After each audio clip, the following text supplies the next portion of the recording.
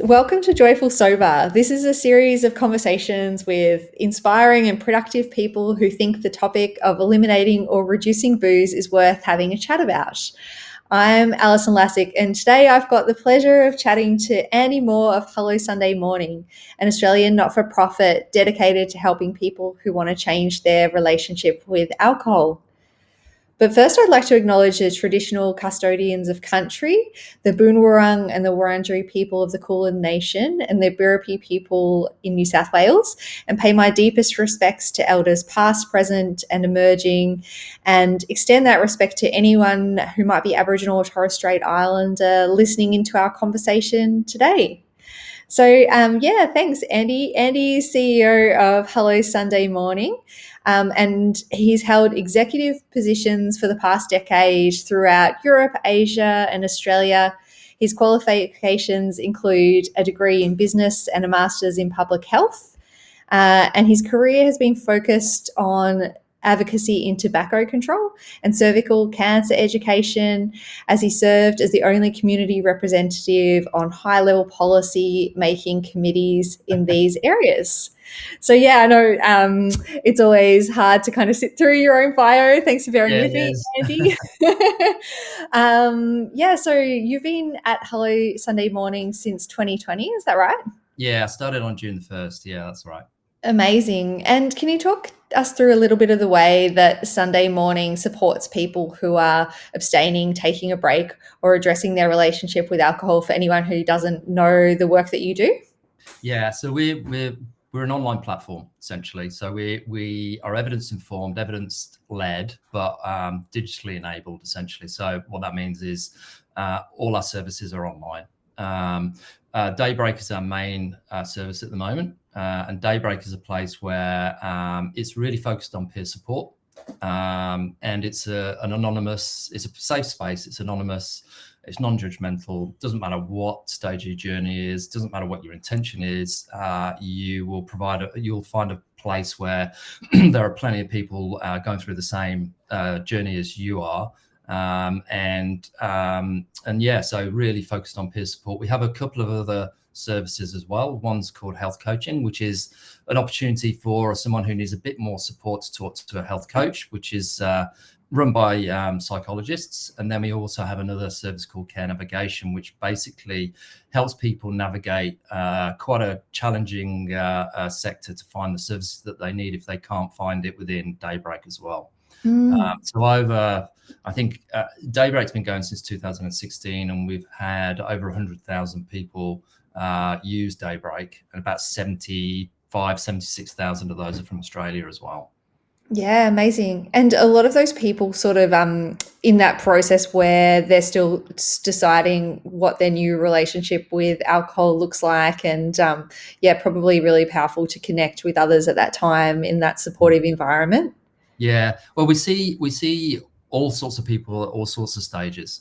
So we see people who are contemplating wanting to change, but they're not exactly sure. We see people who are ready for change.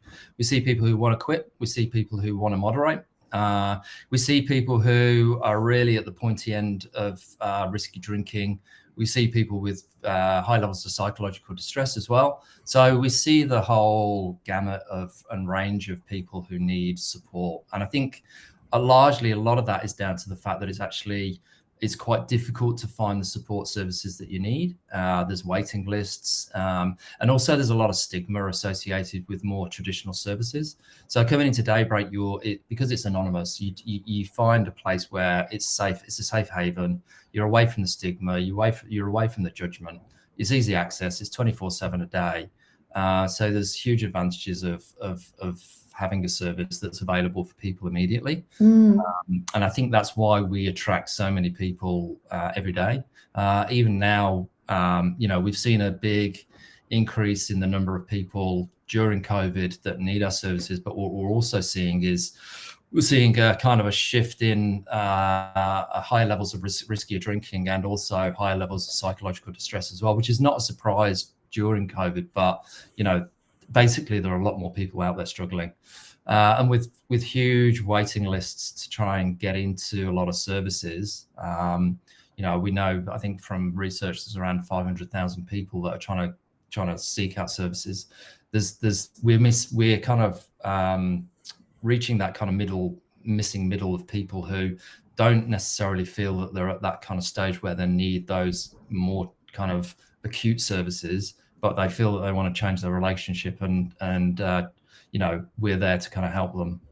Yeah, incredible. And having that support where you feel as though you're not alone, because we all feel as though we're surrounded normally in our life outside of, those social sober communities, that everyone seems to be drinking. So it's nice to have that flipped a little bit and feel like, you're surrounded by others who are going through the same things. That must be, yeah, incredible. And on your website, you've also got or I see them popping up on social media, personal stories of other people who, maybe don't necessarily need or want to be anonymous, who are happy to share their stories, which is quite powerful as well. Yeah, it's huge. Lived experience, people talking about their own experience is huge. And as you said, like, there's just this huge social norm that alcohol drinking is good. It's okay. It's the right thing to do. And it's probably the only thing that you kind of feel like a social pariah for actually trying to do the right thing. Yeah. So, the peer pressure and the social norms around you is huge. So that there's kind of the odds to try and change your relationship is kind of stacked against you in a way. And the other side of it is you're competing against a billion-dollar industry who are promoting their wares to anyone that they can. I mean, essentially their business model is based on the fact that they need to target the most loyal customers, and their most loyal customers are obviously the problem drinkers at the end of the day. So there's a real conflict in I think we're just out of balance really in terms of how we manage alcohol in the community generally, and in the system, but also on an individual level, it makes it really difficult for people to want to try and change their behavior, because there's just so much stimulus around you to say that it's okay. Yeah, that's so interesting. And I've got a couple of questions on that. I guess, first of all, like, you're working in advocacy and tobacco control earlier in your career, Yeah. How you see, I suppose, the differences in those two industries, because one, we've got a lot more regulation around tobacco, at least now, and how it's Now, marketed to people. yeah. And then where was, the sort of difference in working in those two different environments. Yeah, I mean, what you see on the surface, there's a lot of similarities. I mean, it's a lot of the stuff that the alcohol companies do is straight out of the tobacco playbook. The key thing, one of the key things, is to make sure that you keep in the public consciousness I guess the messaging around, and making sure that they've got this counter messaging around the health messages, so that there's confusion in the community's mind around this stuff, and you keeping that confusion going as long as possible, feeds into their kind of strategy really. And I think as well, how they kind of portray themselves on the surface and then what happens behind the scenes, quite different. You see, on the surface, they're very brand orientated, very, very clever in their marketing. They'll pitch themselves as part of the solution to the problem. Yet behind the scenes, you've got somewhere up in the Northern Territories where they're trying to open up a Dan Murphy's in a dry community. So there's the lobbying tactics that go on behind the scenes with these companies as well. Is it's a similar model. It's not different really.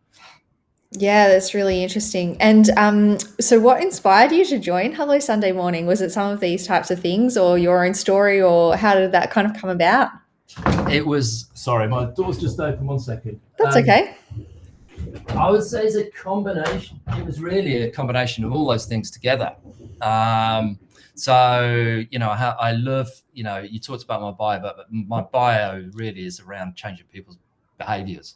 Health behaviours, and that's always interested me. And that's interested me because when I was 26, I was diagnosed with cancer, and so that really was the kind of the starting point for me to work in either not-for-profits or government. But I've always really been interested in health behaviours and behaviour change. That's really been the kind of the driver for me.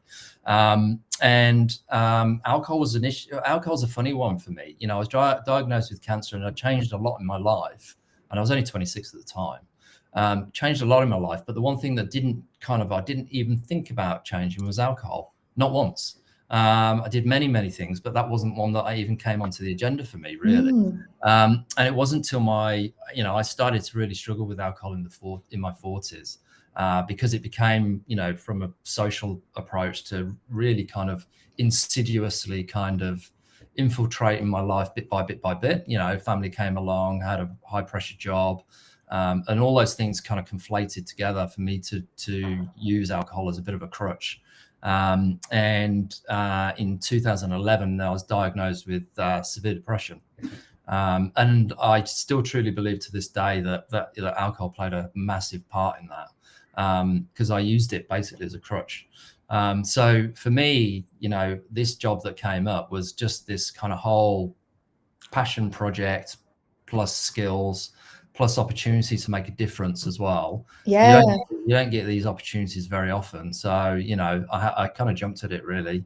And to Yeah. be honest, it's my first CEO role, and it was written in the stars, basically, because it was the first one and the only one that I went for, basically, because I wasn't unhappy in my previous role, but so it needed to be something really exciting for me to make the kind of move. And the role came up, and I just jumped at it straight away. Yeah, that's amazing. It sounds like a really good fit, and it must feel very rewarding to be working in that space as well. Yeah, Yeah. yeah, it's What great. do you feel like some of the big changes or shifts that you've seen over the last few years in that space or in your work have been?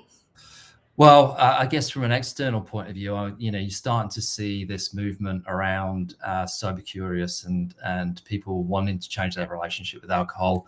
You see a younger audience now really reassessing their role with alcohol as well, right at the start of their relationship, which is great. Mm, So I think, whereas 10 years ago you'd have a conversation around not drinking, it is probably a very different conversation that we're having now.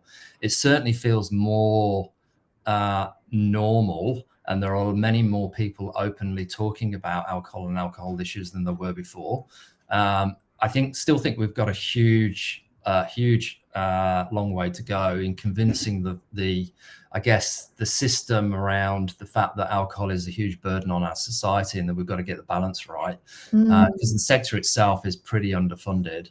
And so I think, I think convincing the kind of the bureaucrats that we need more funding injecting into alcohol support is needed.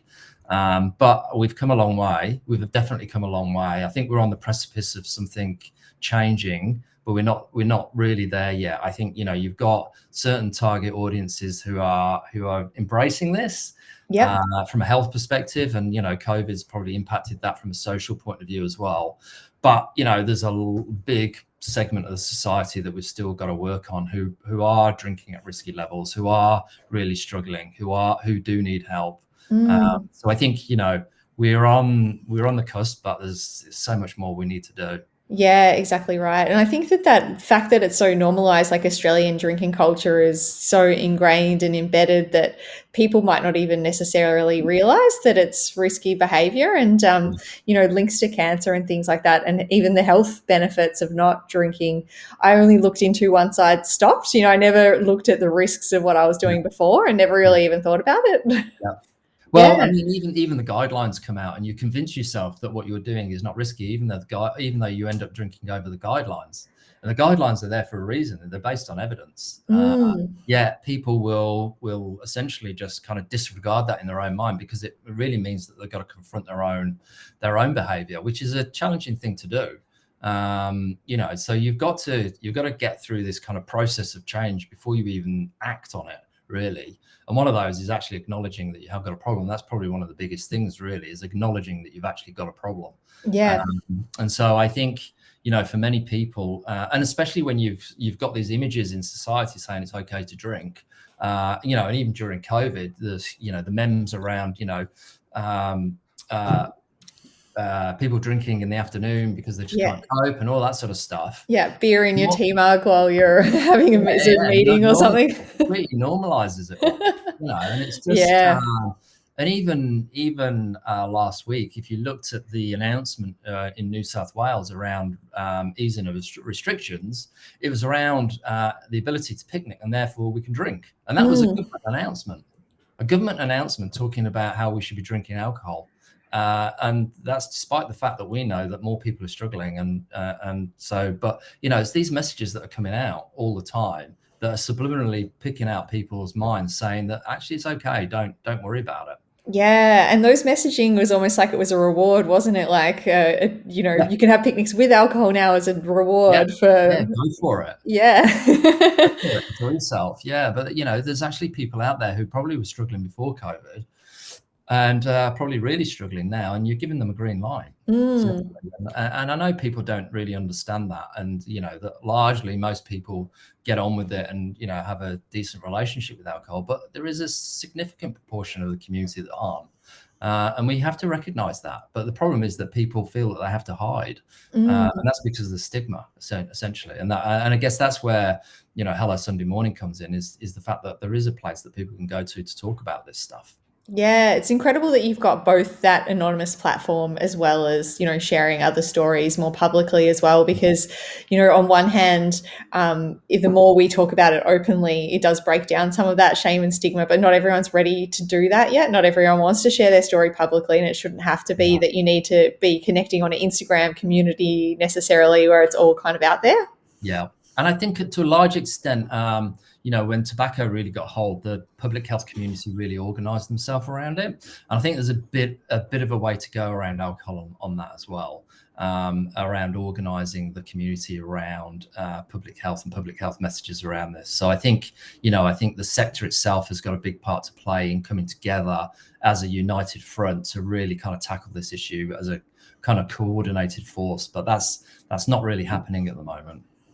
Yeah, sure. Okay. And so, do you guys do work in that space as well in terms of advocacy and policy? And yeah, I'm curious about whether that's just like ideas that you have or whether that's things that you're working on in the background as No, well. No. it's a future. It's definitely a future thing. So I think the key thing. So we're 10 years old. So we haven't been around that long. And the previous founders, Chris and Jamie, did a fantastic job of getting it to a certain point. What I'm trying to do now is to work out what's the next kind of phase of that. Mm, And so we're working on we've already developed a 3-year strategy, but really it's about how we grow the organization. How do we build on what we've already been built on to provide more people support, more people in underrepresented groups to provide them support people with co-occurring issues. So we see a lot of people coming into Daybreak who have high levels of psychological distress as well. So how can we support both the alcohol part of it and the mental health part of it? And mm, also moving beyond early intervention. So we're kind of seen as an early intervention tool, really.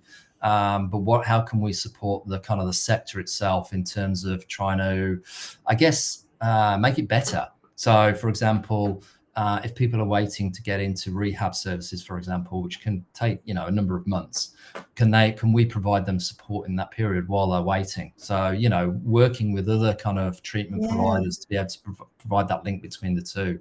So we've got these kind of grand plans, and eventually Advocacy will be a part of it. What that looks like and how we will do it, not sure yet. And I think we're a bit off before we even think about that. Mm. We've got to kind of get our kind of strategy right now in terms of the services that we provide, which really means sorting out all our governance structures and clinical governance and tech governance and all that sort of stuff needs to be sorted through to make sure we're solid in terms of managing people's safety within Daybreak and any other services that we provide as well. Yeah, incredible. That makes sense. And the work that you do, like it seems pitched very positively as well. Like even your down to your name, Hello Sunday Morning, it's like Yeah, you're already going straight to the benefits in a way, yeah, which is really nice. yeah. And yeah, I'm curious about like what are some of the sort of tips you found or the most effective things that you found for inspiring people on that journey, things that people might not have thought up themselves that can be useful yeah, in that positive, inspirational space when you're kind of readdressing that relationship with alcohol? I think the key thing is have a plan, be proactive about that plan, and communicate that plan to kind of the people around you. Because I think the hard thing is, and a lot of people will find it, and I find it really challenging, is if you are in an environment where people are drinking around you, and you're in that situation where you say, I'm not drinking, you know, people think of a million reasons why they don't drink, but they don't actually tackle the kind of the you know what I mean? They're not, they try and almost hide it in a way. So I think communicating to people before we get to that point is incredibly important. And I think as well, you probably find out who your friends are and who they really aren't. Yeah.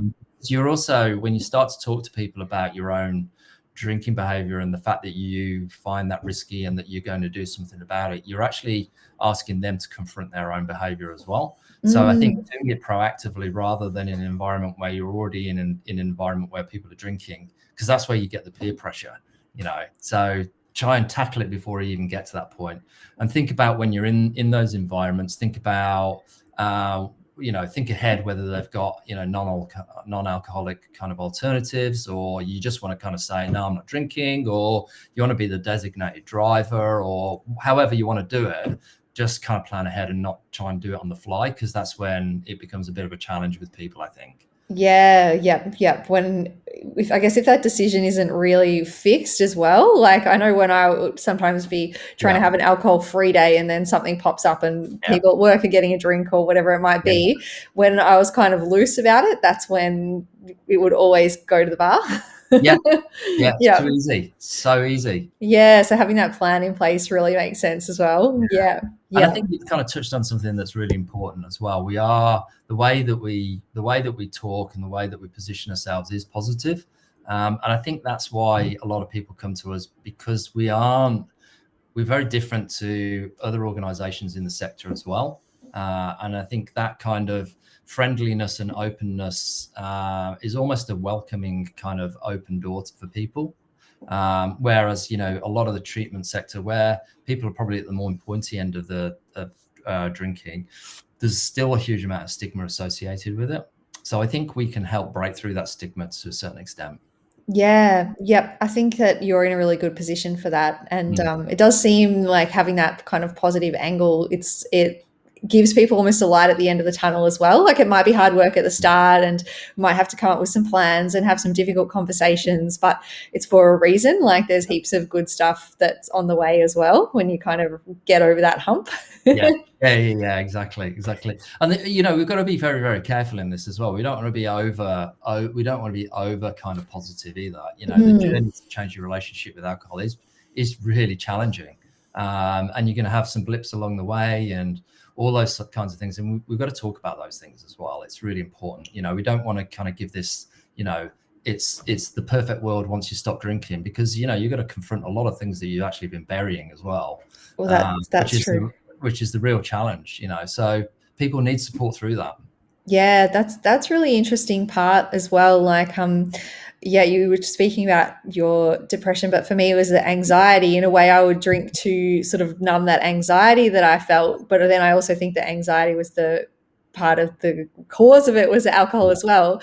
yeah, But when you don't have that alcohol in the equation, although you sort of know deep down that the anxiety is probably likely to get better, it's when you don't have those coping tools that you still lean on. It's yeah. kind You've of got to deal with it. feels a bit scary. Yeah. To deal with it, it's horrible. Yeah, it's Yeah. hard. I mean, when I stopped drinking, when I haven't stopped drinking, I have, you know, a couple of glasses of wine every now and then, but it's, you know, few and far between. But if when I stopped kind of drinking, you know, all these kind of emotions came up that I had to deal with. It. I actually didn't even know what they were really. It just all felt like anxiety to me. Am I angry? Am I sad? Am I, you know? It's really hard for me to kind of name them in a way. So I've had to kind of retrain myself to understand what I'm feeling, because I spent, you know, 40 or 30 odd years not really having to experience them. Mm. So I think, you know, for me, trying to label my emotions and trying to work through it was probably the toughest part of it. And I'm still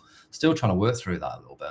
Yeah. And do you have like what kind of strategies do you use for sitting with them, feeling them, labeling them? Do you do that in meditation or do you just do that on the fly as you go out throughout your day? Or like how do you tackle that?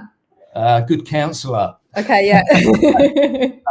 You know, I think normalizing it in a way is really important. and that these feelings are absolutely normal is a way to kind of acknowledge it. I think for me, it's just acknowledging that they're there to start with is really important.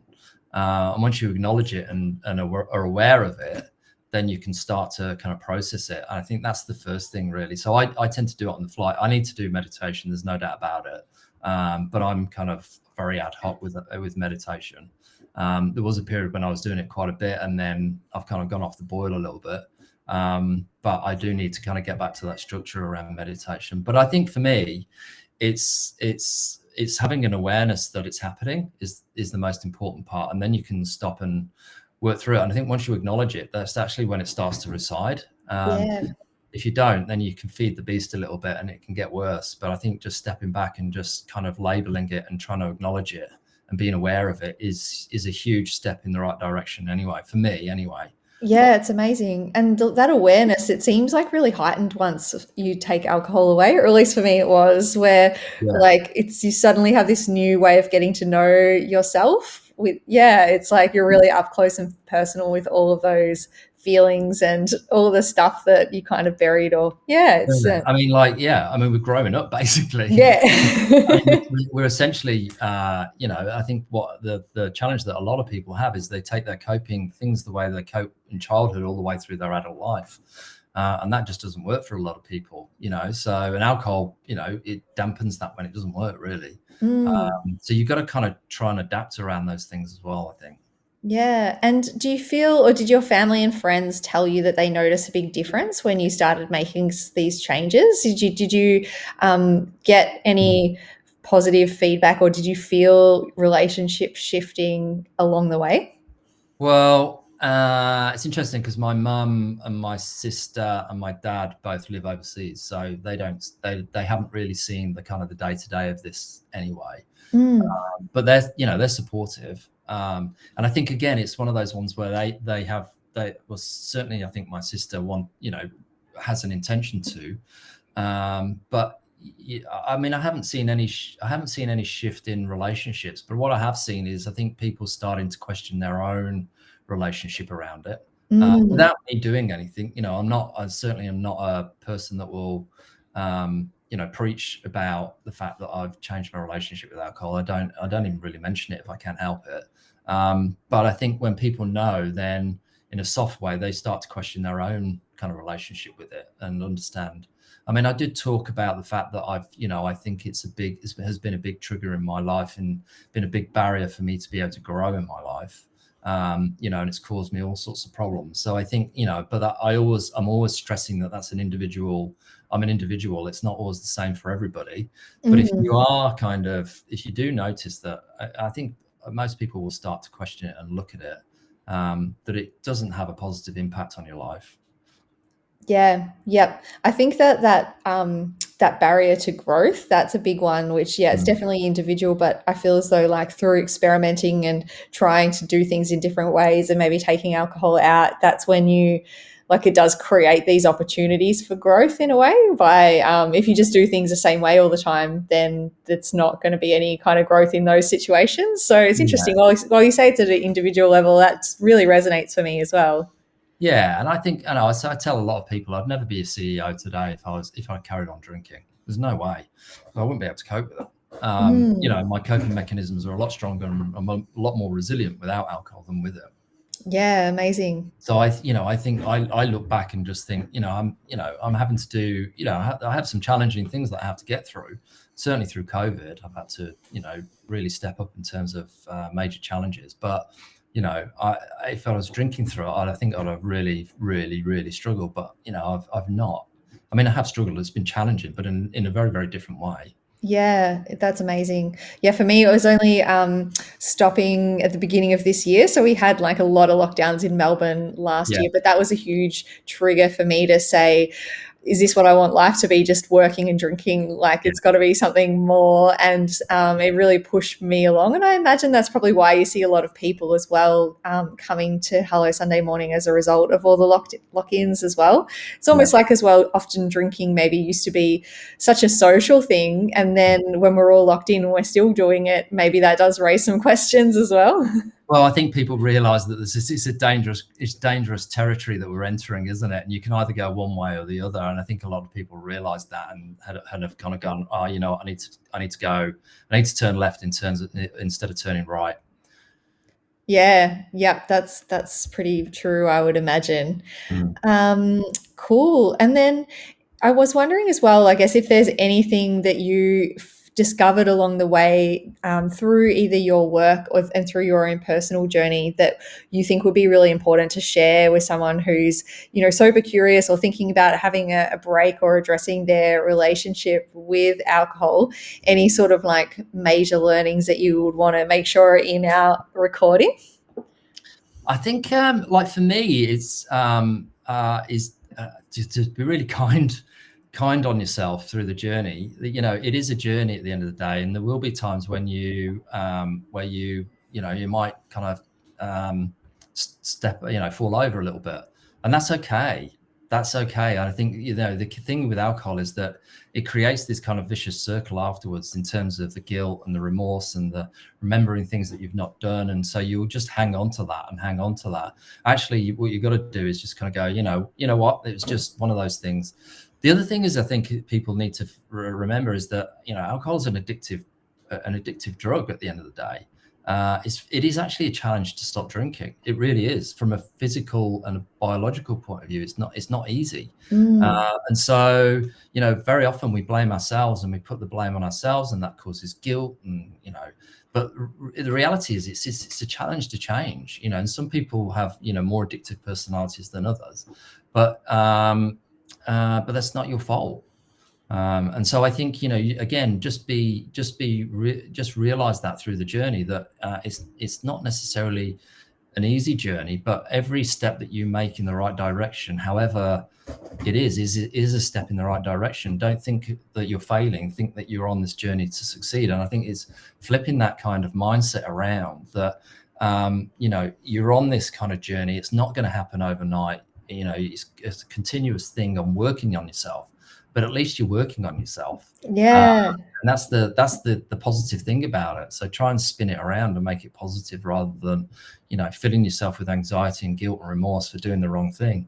We've all done it. Everybody does it. Everybody has good intentions, but we all stumble every now and then. Just pick yourself up and be kind to yourself in those processes at that time. Yeah, that's so interesting, that perspective around, like, I guess that before I tried to stop drinking, I really thought that it should be easy unless you've got a really bad problem or it's really visible issue.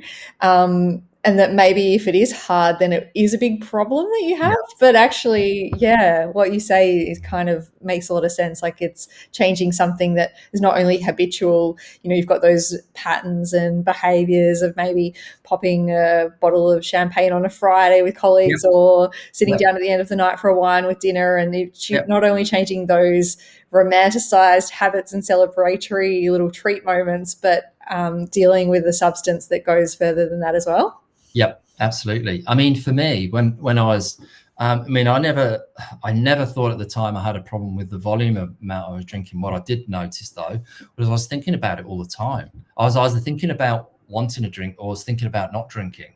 And that kind of dominated my thoughts constantly.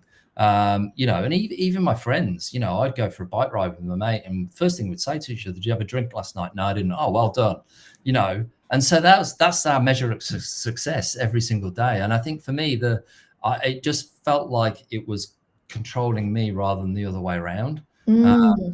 And so, and I knew it was controlling me because I was thinking about it and I was making excuses for it and I was justifying it and all those things. And so for me, psychologically, I was definitely addicted in a way. And so for me, I had to break that cycle. Yeah, and I guess you free up all of that headspace for other things now when it's not a question every day. Yeah, I've spoken to a few people about that, and they just said that's probably the biggest thing in their life is that they don't think about it anymore. It's just not an issue to think about it, and that just gives you so much more freedom. Yeah, it's amazing. It's almost like Steve Jobs, how he just wears the same or wore the same outfit every day, like just his sweatshirt. You just, by removing those extra things to worry about or think about, you can then focus your energy on being a Yep. great CEO or business leader or whatever it is that you want to do in your life versus all of those kind of extra questions or guilt or things that are hanging around with alcohol that goes way Yeah. beyond a sweater, obviously. Yeah. Yeah. Yeah. That's our metaphor, is the sweater. Yeah. Yeah. So it's really interesting. That's such a cool outcome as well. The yeah, all of that freedom, that Mm. feeling of like liberation of not being controlled by something like that. Yeah. Yeah. Incredible. Well, thank you so much, Andy. It's been such a nice chat and really cool to talk to you today. Yeah, so much wisdom to share from a Hello Sunday Morning on your own journey as well. So Been a thanks pleasure. heaps. No, thank you.